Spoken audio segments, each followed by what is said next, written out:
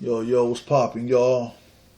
If you want any exclusive music, any videos, any raw hip hop that's straight from the motherfucking street, as far as everything you looking for, holla at your boy at eddy period mirrors at AOL.com. Once again, that's Eddie period mirrors at AOL.com. You dig? Now, my last interview, you know what I'm saying, I was stating some real shit. A lot of y'all motherfuckers got upset. A lot of y'all motherfuckers was crying to your moms and all of that. Crying to your mommy and daddy and shit. Because I had a shitload of emails with a lot of motherfuckers talking about some straight bullshit. I would like to say that a lot of you people are getting upset. And I don't understand why. Because I guess it's hard for y'all to accept the truth. The truth on what the fuck I'm talking about. You dig? And I would like to clarify something before I start off this little interview and shit. Something caught my attention. I had read a comment not too long ago. There was somebody that supposedly gang banged, you know what I'm saying? And I don't know what point he was trying to prove or whatever on the comment, you know what I'm saying? But if that motherfucker's watching my video, just leave all that madness to the streets, you know what I'm saying? If you feel like I'm from somewhere that you don't like, or nigga, you think you know me or something, or you see me in the streets, just come holler at me, you know what I'm saying? Be a man about it. Don't be a bitch about it and start keyboard banging on a fucking computer, you know what I'm saying? If you feel something bad as far as what I'm saying, or you want to handle something personal, on some personal shit, holla at me, man. I'm in the streets. You dig? Okay. Besides all of that nonsense, my last interview, I didn't want to talk about my relative name that came out here from the NY, you know what I'm saying? But I got to talking to some people and all of that, you know what I'm saying? And I literally had to like send him away, you know what I'm saying? And I don't like no big homie, little homie type shit, but you know, he was getting himself involved in some shit, you know what I'm saying? And out of respect for my relatives, mom and his family, his peoples and all of that, you know what I'm saying? I talked him out of, as far as getting himself into some shit that was gonna become real serious. And you know what I'm saying, he wound up shaking the spot, you heard? But other than that, y'all over there don't understand who I'm talking about. And what people need to understand is all these people that I'm bringing up, you know what I'm saying, this was just in the city of North Hollywood, you know what I'm saying, a lot of shit was going on, you know what I'm saying. Chaka Khan had studios everywhere, you know what I'm saying. And at the time, Chaka Khan was like living at like probably like 6 different locations, but like her main 2 locations was in Studio City and Toluca Lake, you know what I'm saying? Like she had a couple of studios nearby, so you know she was always in traffic. You heard? Now, if y'all people don't understand who the fuck is Ben, I don't know how he's related to D.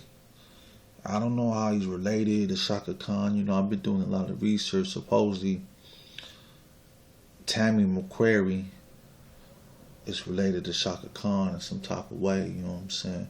I'm going to get to all of that later. You heard? Okay. As time went on, Harold and my cousin, which is known as Man from the James Monroe Housing Development down in Soundview, Bronx. It was like an OG call to kill Ben and Rome and CJ. You know what I'm saying? It was really like on CJ, you heard? I think Ben and Rome, they got involved because they was real tight with CJ, you heard? Well, I can't even really explain that. Like, I know Ben was tight with Rome, but Rome was tight with CJ. So, it was basically a green light on all them dudes, you heard? So, the reason why they wanted to kill CJ. It's because CJ, he stole 40 keys from some OG niggas, you know what I'm saying? Some OG niggas that they had some shit going on, you know what I'm saying? CJ stole 40 keys. You heard? I guess it was from crack cocaine, you heard? So anyway, this motherfucker stole some shit and the motherfucker disappeared, you heard? So they knew where Rome stayed at, you know, they knew where that nigga lived. As far as Ben just moved, so nobody knew where he lived. Nobody had his number, you know, he was in MIA. And as far as CJ, you know, CJ was like out and about, you know what I'm saying? He was just living from spot to spot and all of that, you dig? So CJ disappeared for like a whole month, you heard? And after that, everybody was pretty much looking for Ben and Rome at the time, you know what I'm saying? The Cali folks, they was really on CJ's head, you know, they had a price on his head. So I guess it was times when CJ didn't have nowhere to go, like if he ran out of his options on where he was going to stay, you know, he'll be staying with Rome and Rome's mom, because Rome was staying with his mom at the time, because he was a young motherfucker. So he was staying with his mom, so he'll bring, you know, he'll sneak CJ in the house at times, you know what I'm saying, lying to his mom, saying, yeah, he gonna leave this day, but at the same time, you know, he wouldn't leave, you know, the nigga Rome wound up sneaking him back in the house somehow, some way, you heard? So after that, when there was a hit on CJ or whatever, CJ had to basically lay low for some time, you know what I'm saying? So at that time, while, you know, the folks was out there in them streets looking for Rome and CJ, they was like patrolling his fucking neighborhood. Like them niggas was fucking driving around his apartment, you know what I'm saying, harassing his moms, circulating his whole apartment, you know, like they would be antagonizing his mom and try to find Rome and shit.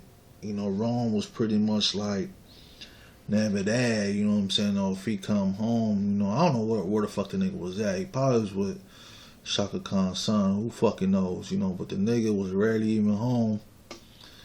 And I guess the way him and CJ, the way they was doing shit, them niggas was moving around like roaches, you know what I'm saying, they wouldn't stay at one particular destination for a long time. Them niggas was on the move, you dig? So Rome, he knew some hoes, you know what I'm saying, that stayed like, I think like a block or two away from him, you know what I'm saying? It was like two bitches that stayed there, you know what I'm saying? But I won't necessarily call them hoes, but it was like some strippers. You know, he knew two stripping bitches, you know, that worked at a bar or whatever, you know what I'm saying? And they basically like sold weed to him. They used to braid his hair for free. They used to pretty much look out for this little motherfucker when he needed it, you know what I'm saying? I never met the hoes. I always used to hear about him, but I never met him, you heard me? I couldn't even tell you their fucking name, you dig? So when Rome and these two strippers was like, you know what I'm saying, they had like a good connection or whatever, you know what I'm saying? You know, Rome, he used to go there a lot, you dig? You know what I'm saying? And I guess when them bitches didn't have the weed, he had the weed. But these two bitches that I'm talking about, they was like two strippers that had their own spot, and they used to sell weed at the same time. So, you know what I'm saying? Rome was always fucking with him. I couldn't even tell you how he met him. But, you know, I guess he met up with them somehow, some way. And, you know, they had like a little understanding with one another, you dig? So,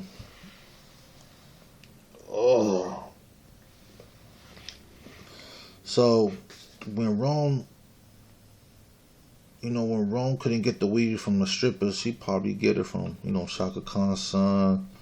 He'll get it from CJ, or, you know, or he'll get it from his mom's mechanic. You know, Rome, you know, knew his mom's mechanic on some like low key shit. So if he couldn't get no weed from Chaka Khan's son or CJ, his mom's mechanic would be his last resort. You heard? To get high with these two strippers that had their own spot. You heard? So I guess majority of the time, the strippers they had the weed on deck. You dig? So okay. Let me see. One day, it was a day, out of the blue, I drove my ex-girlfriend's car while she was at work, to go smoke with Rome. She worked somewhere she worked at like a movie theater by the Burbank Mall or whatever, in Burbank, California, you dig? So, I went over there to try to see what was popping with Rome. He didn't have a phone at the time, so out of the blue, I just went over there just to, fuck with him, you dig? See if the nigga had some trees on deck for we could get high, you heard? So, the nigga didn't have no motherfucking weed that day. And when the nigga Ron didn't have no weed that day, we was kind of thinking about, like, how could we get it, you heard? So, that's how I found out about the two stripper bitches. He took me to their house. He took me to their apartment. I live a few blocks away from him, you heard? So after I picked him up and he had me drive him, to the spot nearby to see, if these hoes was home. It was like 3 niggas there, like chilling in the apartment complex. When we walked inside, when we walked inside, it was some niggas from a gang. It was called, the gang was called 4-7, Gangsta Crips. I don't really know too much about them cats, All I know they was there, for whatever reason, or if anything, the same reason Rome was there, you dig? So, But yeah, I'm going to get into that topic in a minute, I'm going to go handle something, I got a phone call coming in. I'm going to get with y'all in a minute. You heard?